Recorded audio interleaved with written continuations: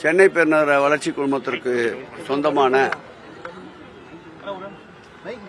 கோயம்பேட்டில் அமைந்திருக்கின்ற பொங்கல் திருநாளை முன்னிட்டு பொதுமக்களுக்கு சகாய விலையில் கிடைப்பதற்காக ஏற்படுத்தப்பட்ட இந்த சந்தையானது திராவிட முன்னேற்ற கழக ஆட்சி தொடங்கப்பட்டு இது 3வது ஆண்டாக இந்த சந்தை வியாபாரிகளுக்கும் பொங்கல் திருவிழாவை கொண்டாட நினைக்கின்ற மக்களுக்கும் பேருதவியாக இருப்பதை அனைவரும் அறிந்த ஒன்று. கடந்த 2 ஆண்டுகளில் 600 வாகனங்கள் வெளி மாவட்டங்கள், ஏன் ஆந்திராவிலிருந்து வெளி மாநிலங்களிலிருந்து கூட இங்கே மஞ்சள், இஞ்சி, கரும்பு, தோரண குருத்துக்கள் போன்றவை கொண்டு வரப்பட்டு வியாபாரம் செய்யப்பட்டு வருகின்றது. அந்த வகையில் இந்த ஆண்டும் இந்த நிகழ்வு தொடர்ந்து நடைபெற்று வருகிறது. கடந்த ஆண்டை போலவே கரும்பு வண்டிகளுக்கு 1500 ரூபாய் வாடகை என்றும், அதேபோல் கரும்பு அல்லாத மஞ்சள், இஞ்சி போன்ற பொருட்களை கொண்டு வருகின்ற வாகனங்களுக்கு 1000 ரூபாய் என்றும், கடந்த ஆண்டை போலவே இந்த ஆண்டும் அதே அளவு விலை நிர்ணயம் செய்து வசூலிக்கப்படுகின்றது. இந்த சந்தை ஒட்டுமொத்த கொள்முதல் செய்பவர்களுக்கும் அவர்கள் குடும்பத்திற்கு தேவையான பொருட்களை வாங்கி செல்வதற்கும் மலிவான விலையில் கிடைப்பதால் மக்கள் பெரிதும் மகிழ்ச்சியோடு இருக்கின்றார்கள். வியாபாரிகளும் கடந்த ஆண்டை போல் இந்த ஆண்டு தொடர் விடுமுறை என்பதால் சற்று காலங்கள் அதிகம் எடுத்துக்கொண்டு வியாபாரம் நடப்பதாக கூறியிருக்கின்றார்கள்.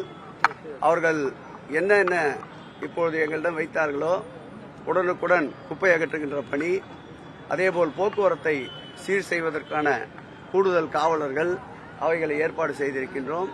இந்த சந்தை பொதுமக்களுக்கும் வியாபார பெருமக்களுக்கும் பெரிதும் பயன்படுகின்ற வகையில் எங்கள் துறையுடைய உறுப்பினர் செயலாளர் அன்சுல் மிஸ்ரா அவர்களும், அதேபோல் சென்ட்ரல் ஆர்டிசி சென்னை பெருநகர மாநகராட்சியினுடைய பிரவீன் அவர்களும், தொகுதியுடைய சட்டமன்ற உறுப்பினர் பிரபாகர் ராஜா அவர்களும், இந்த கோயம்பேடு மார்க்கெட்டுடைய டிஆர்ஓ அன்பிற்கினிய இந்துமதி அவர்களும் ஒருங்கிணைந்து இந்த பணிகளை மேற்கொண்டு வருகின்றார்கள். காவல்துறையும் சென்னை பெருநகர மாநகராட்சியும் அனைத்து வகையிலேயும் சிறப்பான ஒத்துழைப்பை நல்கி கொண்டிருக்கிறார்கள்.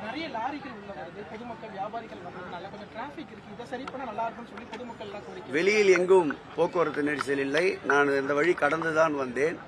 உள்ளே வாகனங்கள் கடந்த ஆண்டை போலவே இந்த ஆண்டும் சுமார் 600 வாகனங்கள் வரும் என்று எதிர்பார்த்த நிலையில் இதுவரையிலேயே 500 வாகனங்கள் வரையில் வந்திருக்கின்றன.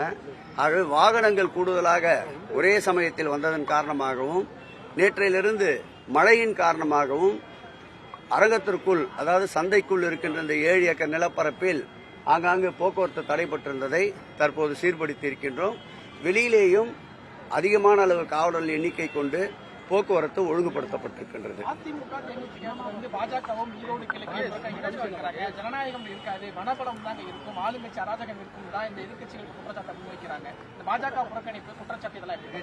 இந்த தேர்தலில் ஈரோட்டு மக்கள் தோல்வியை பரிசாக வழங்குவதற்கு யார் திராவிட முன்னேற்ற கழகத்தை எதிர்த்தினாலும் அவர்களுக்கு தோல்வி நிச்சயம் என்பதை உணர்ந்து முன்ஜாமீன் வைப்பு தொகை கூட கிடைக்காது என்பதால் தான் 2026 சட்டமன்ற தேர்தலை மனநிலை வைத்து இப்பொழுதே ஓட்டம் பிடிக்கின்றார்கள்.